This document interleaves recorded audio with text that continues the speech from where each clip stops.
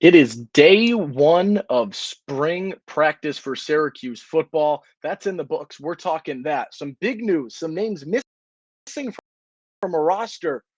Plus, we're talking recruiting. It is a loaded day of Locked On Syracuse football coverage. It's your Wednesday episode, and it starts right now. Are Locked On Syracuse, your daily podcast on the Syracuse Orange, part of the Locked On Podcast Network.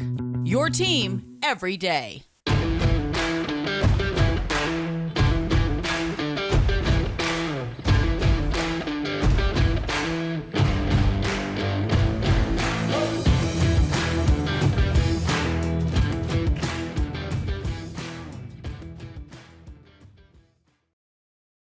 Hello and welcome into Locked On Syracuse. Happy Wednesday, Central New York and beyond. I'm Owen Valentine, taking you through the morning following Syracuse, day one of practice. And thank you so much for making Locked On Syracuse your first listen today and every day. We're free and available wherever you get podcasts. And today's episode is brought to you by FanDuel Sportsbook. It's the official sportsbook of Locked On. Make every moment more. Visit FanDuel.com/Locked On today to get started. We are talking day one of practice in the books for the spring. We've got some news to break down in terms of Garrett Schrader. We've got some names missing from the squad at this point in time, from the depth chart. We have some new numbers in the shakeup. Plus, we've got an interview with John Garcia, our recruiting expert here at Locked On, breaking everything down for Syracuse in terms of the 2023 recruiting class. Some transfers coming in, the 24 class in the early stages, plus the general state of Syracuse recruiting. You don't want to miss that. But before we get to John, we're going to talk a little bit just about some of the day one vibes. Fun to see Syracuse back in action. Baber said after practice there is some rust from spring break, and maybe some players have to work a few drinks off and get back into shape. He said they're not out of shape. They just got to get rid of some cobwebs. So the boys back in action, seeing some football coverage for the first time. We'll take an audible from the basketball news that we've been getting. As of now, it's a little after 7 p.m. on Tuesday evening. So unless something major breaks, right, there was not anything gigantic in terms of basketball coverage today. So we'll take a look over at football. One of the bigger stories today has to do with just the update on Garrett Schrader's elbow and some info from there. Emily Leiker asked about this in the little post-practice press conference. First time we've heard from Dino in a little bit, and it was interesting to see. So Schrader will miss all of the spring season, and per Babers, what the physician said, what the doctor said, is when he comes back, this is going to be an equal to better Garrett Schrader than what we saw right now. And so we'll see what happens with that. I don't know if that's a guarantee. He seems very confident, seems very likely. But what it does mean right now is that we're going to get the return of Justin Lamson, which I'm excited for, plus a little bit more with Carlos Del Rio Wilson, both of whom have shown sparks at different points in their career. Justin Lamson had a phenomenal spring season last year. Del Rio Wilson had some moments when he came in for Schrader this year. So both of these guys are pretty capable backups. And it will be nice to see what they have in the tank and what they can bring to the table, because quarterback depth, as we'll hear in our interview in just a few minutes, is a premium and is sitting all right at this point in time for Syracuse. It's good to see. And as Baber said, we can give up 15 practices to ensure that this is going to be a healthy Schrader and to have a better player on the field for Syracuse when the fall season, when preseason steps up and you start getting those practices that mean a little bit more on the field for Syracuse. A couple of other things, and this was some rumblings from a bunch of different people. Mike McAllister over at SI.com said, I think captured it best, that there were some notable names missing today on the spring roster. Rob Hanna, defensive back, not on the roster. Neil Nunn, defensive back, not on the roster. Garth Barkley, Anthony Redd, also on there. And then Jacobian Morgan, who you saw a little bit 2 seasons ago, also not on the roster this spring. We don't know any more at this point in time, but that is the news. It's something that happens every once in a while, right? You don't get a real formal announcement. Maybe you'll figure it out as some time goes on, as the season progresses, as your practices continue on at this point in time, and your media coverage ramps back up at this point in time.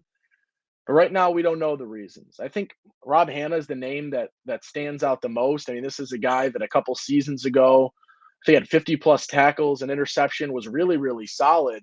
And then the productivity, the snaps, the overall aura of him, I guess, started to fade a little bit. And maybe, I don't know if this is transfer. I don't know what it means. We don't know that detail yet. But unfortunate to see, because that was a guy that, you had some expectations for, and a guy that you had seen at points in time that could come out and play and be a bigger contributor, and another, a guy that offers some experience in terms of, snaps and games and against high competition and big time players. And as Babers said in the press conference today, right, that just means you're going to have to put another newer guy in there.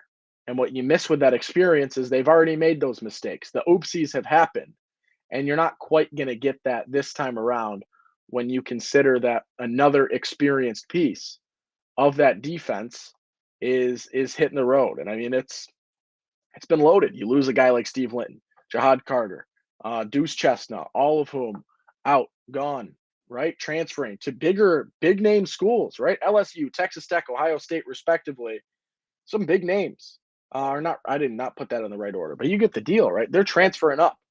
There's a lot of spots to fill.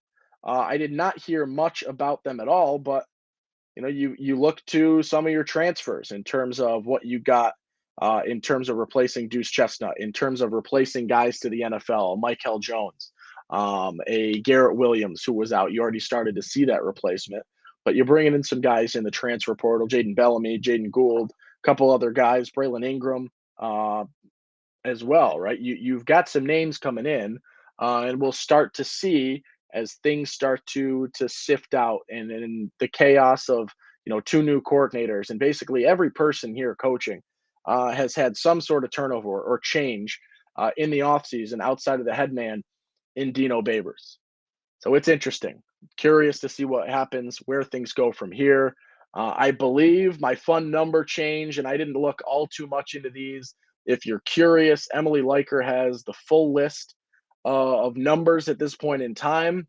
The big change is Mr. Dan Villari switching over to number 89 as the tight end spot continues to vamp up for him. And Babers was excited to talk a little bit about that and see what he can do in terms of saying, hey, let's go.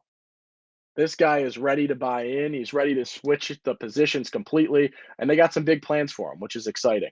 It's been a cool couple of days following up the pro day for Syracuse, following up day one of practice. And so let's take a look, a step back, go a little bit macro after the break here, and we'll bring on our recruiting expert, John Garcia, to talk a little bit about the state of Syracuse recruiting, this new class, and taking a peek ahead to the early rumblings in the class of 24 with regards to Syracuse recruiting. Before that, let's take a look and hear from our friends over at FanDuel Sportsbook. March Madness is heating up, or the tournament is heating up, and now is the perfect time to download FanDuel, America's #1 sportsbook, because new customers get a no-sweat first bet up to $1,000. That's bonus bets back if your first bet doesn't win. Just download the FanDuel Sportsbook app. It's safe, secure, super easy to use, and you can bet on everything from the money line to point scores and threes drained. Have some fun. Throw together a same-game parlay. Mess around. Do something cool.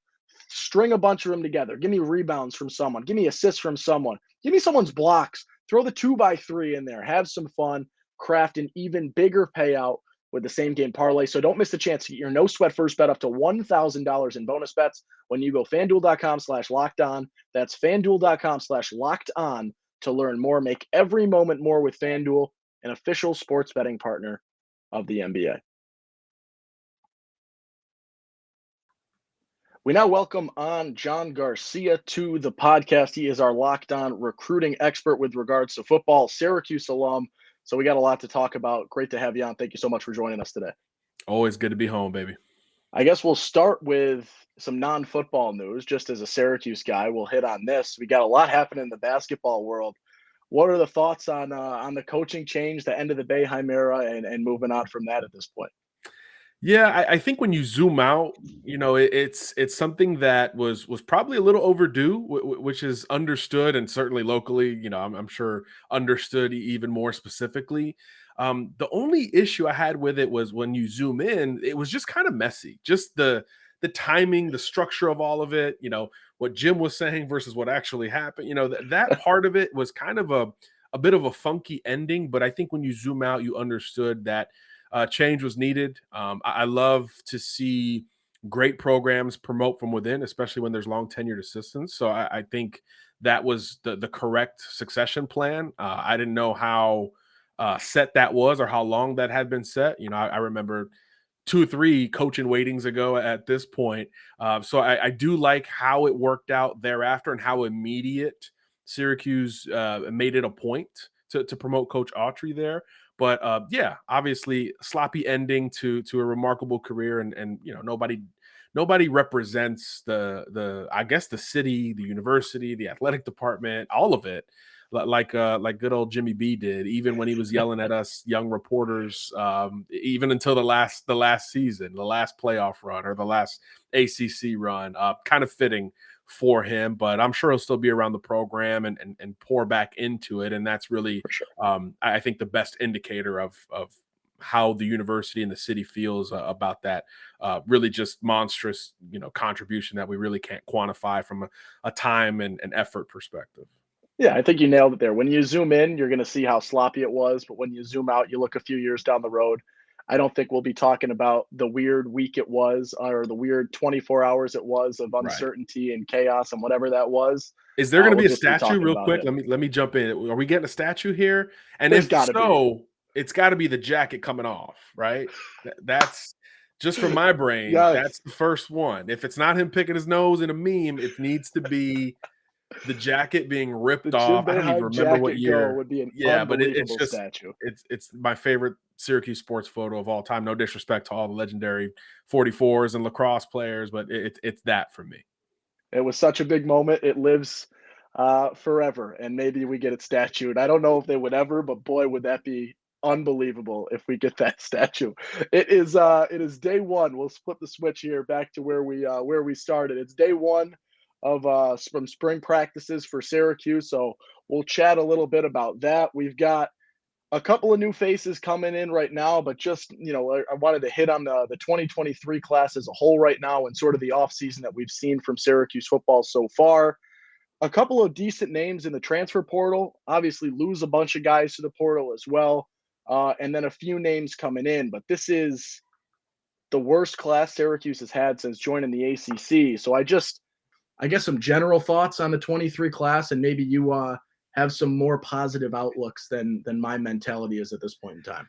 Well, look, unfortunately, because of the nature of the recruiting calendar, the defections at the end of the cycle were sort of representative and microcosmic of the feelings for the class itself. You couple that with coordinator departures and an on-field product that took a dip on top of all of it, and it was kind of easy to pile on there for those that are more critical of what Dino Babers and company accomplished. But I think the pivot to the portal, to me, salvaged a lot about the recruiting class because, sure, losing a potential future QB1 face of the program in a Lenora Sellers is devastating. But as we talked about before air, quarterback stability and depth is kind of alive and well in Central New York right now. So I think that when you zoom out is minimized just a little bit. And I love the premium position emphasis through the portal, not only getting guys from big programs, Bama, Notre Dame, et cetera,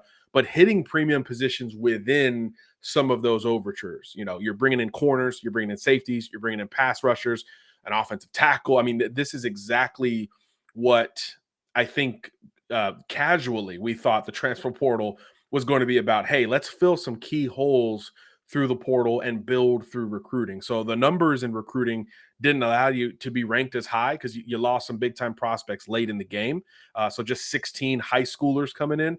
but I thought the handful of portal gets really supplemented that group. But more importantly, positionally, it looks like it could be 4 for 4 from a contribution standpoint. And I think that's really how we need to start to measure recruiting classes. How many hit the ground running, and then 2-3 years down the line, how many develop into starters, into role players within the scheme? Because there are so many examples of 2 and 3 star guys who get to Syracuse with no hype, and then boom, out of nowhere, it's Aronde Gadsden, it's Sean Tucker, it's players who, Ryan Nassib, go all the way back. It's players who begin to define a season or even a run of seasons for the Orange. So I do think it's a good group. The ending, kind of like with Boeheim, the ending kind of put a sour taste in your mouth. But when you look into it as a whole, the portal additions do salvage enough for me, even without a quarterback, to consider it at least maintenance, if not improvement, maintenance of expectation relative to expectation there at SU. Again, losing coordinators and all that, multiple assistants, really hard to overcome late in the game. So all of that timing left a bad taste in your mouth. But previous to that and since then, I think it's pretty stable, relatively speaking. And you're not going to ask a lot of these guys to hit the ground running, which is another good sign of development and overall program stability. Yeah, I think when we talk about a lot with basketball and how much more effective a lot of the higher level transfers can be compared to your recruits and the true freshmen coming in. And it's a little bit different with football because of how many, true freshmen you're going to see coming in a class and thousands of guys coming through. But, the transfer, they have that success. You know what they can do. You've seen a little bit more, additional coaching, additional strength, experience, all of that. It can go a long way. And I like the approach there. I like the mindset. I'm looking a little bit ahead to 24. It's early in the cycle. I mean, Syracuse, they got a guy in Zaire Torrance right here, Central New York guy, played at CBA. I watched him play a couple of times this season. Big time talent, but always hard to tell, watching him go up against high school cornerbacks and seeing what that really says about anything. And then a pair of twins. They did have an additional guy in Sam Cooper, running back, coming in and decommitting. It's early on in the cycle. They've got a couple of guys visiting this week as stuff goes and the season starts to kick up in terms of the spring. Just what do you look at in terms of what are some telltale signs of a class at this point when we're still a few months out from really having to dive into what this class will look like moving forward? I think we're seeing a little bit of a pivot, kind of a natural progression relative to the areas that Syracuse is targeting for some of these recruits. We typically see SU go up and down that ACC footprint, right? All the way down to Miami, all the way, of course, up to close to home. But I think we're seeing a little bit more narrow of an approach, at least early in this recruiting cycle. Of course, all 3 commits, even the kid who decommitted, all kind of from the surrounding areas, if you will, New York, New Jersey, PA, those type of players, which has always historically been the pipeline for SU, even the best SU team. So I think there's a bit of a refocus in that direction. And I do think SU is going to be a little bit more calculated, but I think this is also reflective of everyone. There's not a lot of teams nationally that have 12, 13, 14 commits right now. Everyone is sort of single digits, slower out of the gates because, one, they're evaluating their own roster and getting ready for that next portal window to open in the month of May, which is going to create a little bit more chaos.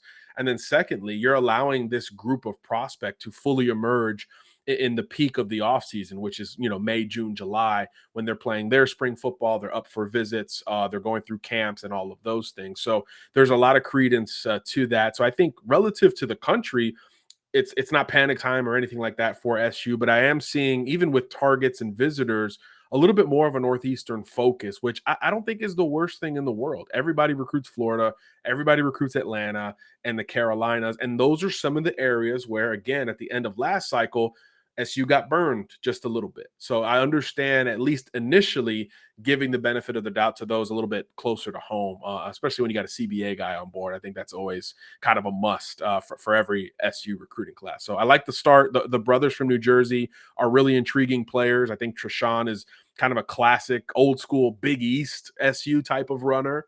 And then his brother Trevon is a big modern edge who can do a lot of things. And then Torrance is kind of the do everything receiver. He's not the most electric or the biggest, but he's going to work really well in between the margins, whether it's route running, his ability after the catch, all the things that have long defined, the real wide receiver one types at SU. It's never a 4.25 guy who's 6'4". It's always a possession guy or someone who's just great there in the margin. So I think Torrance has that type of ability. And then you mentioned Sam, the former commitment. I just saw he's going to retake a visit to Syracuse, even though Pitt and a couple other schools are getting involved there. So if you can get him at least back in town this offseason, you feel really good about the direction of the offense, because it looks like that's where the bulk of the attention is right now in terms of the class of 24. But of course, it's very early. Yeah, I mean, it was a weird little thing. We thought he was there, and then he's gone, and now there's I think it's an early June visit scheduled at this point in time. So maybe he ends up coming back after all, but just a weird little couple of weeks or month or so with that. But is what it is. I wanted to talk a little bit about just sort of the general state with regards to recruiting for Syracuse. I mean, you lose both coordinators. You've got a guy in Dino Babers whose contract is up in another year. Is there, I mean, we just dealt with it with Syracuse and football or in basketball. And, Right. You had so many coaches in the ear of, Boeheim's not there forever. Boeheim's job is up in the air, whatever it might be. You've had so much turnover. What does that sort of impact in terms of recruiting? Well, yeah, it's rough. There's really no other way to put it. You're losing the two pillars of the scheme that you're running, and the scheme that led to surprising success at different points over the last couple of seasons, particularly early 2022. So when you lose those orchestrators, you take a step back just perceptionally, right? But I do think the stability of Dino at the top can correct a little bit of that. But like you said, there's still plenty of question marks. It feels like we're back to 2 or 3 years ago, where there's still plenty of question marks about his long-term stability now there in central New York. So I think SU's got to be conservative yet strategic. You probably want to get out early with a lot of these scholarship offers.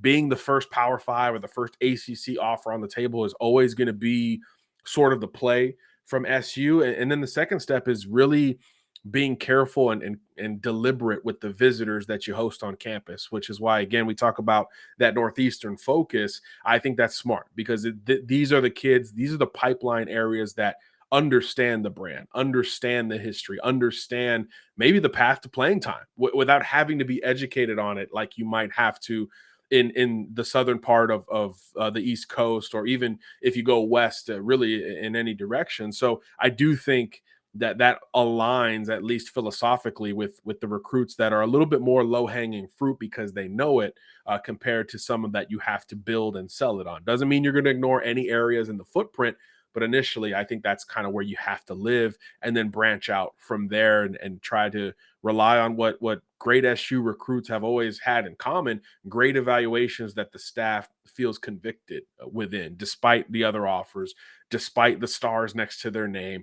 Go find players who you really feel fit specifically, intricately what you want to do. And obviously you can turn some heads and surprise thereafter. But there's no doubt that it's an uphill climb for SU on the football recruiting front, as it always has been in this modern era. And I don't think even just coordinators leaving, it's not as simple as that, as to digging into the reasons why. You talk with more recruits overall than we do on this show. I'm just curious, like, what is the general vibe around Syracuse when a recruit gets an offer from Syracuse, or when they go on a visit? Like, what is the takeaway from Syracuse? Because it's a tough sell to come to the Northeast and play in the ACC in that way, and a lot of these other factors that we continue to discuss. But what is sort of, for your everyday, or for your your typical high school guy that has this potential and is being recruited by so many different schools in so many different areas? What is the sort of feeling surrounding Syracuse? Well, you're going to sell the ACC. Certainly, you're going to sell that level of competition relative to Saturdays, and probably push a little Sunday narrative within that. And I think when you deal with the Texas and the Southern recruits overall, you're going to sell the dome. You're going to sell that very early and often in the pitch Yes. itself. And then once you can get to a visit, I think that's where you see a true gateway between a possible and even probable at times with these recruits. You want to get them on campus, particularly in the off season where it's a little fairer to navigate logistically, but you want to get them up to campus, and then you can kind of pour into the overall tradition, the history, and then you could still modernize it and counter that with the potential path to playing time. There's not a whole lot of Power 5 schools that are going to go through the type of turnover that SU has, particularly last year to this year. So something like that can become one of the more appealing elements to sell. Hey, you're going to have an opportunity to play as a teenager here, as opposed to sitting for 2 or 3 years and maybe having to hit the portal to go find playing time at another place. We want to do it all in one shot here at SU.